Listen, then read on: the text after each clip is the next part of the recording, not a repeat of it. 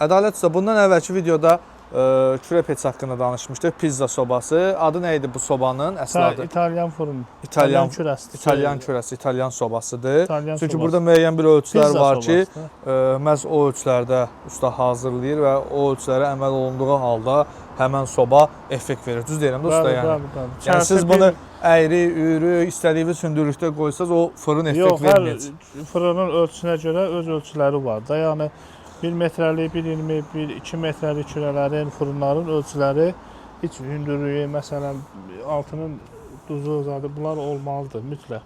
Olmasa, yəni fırın effektsiz olur.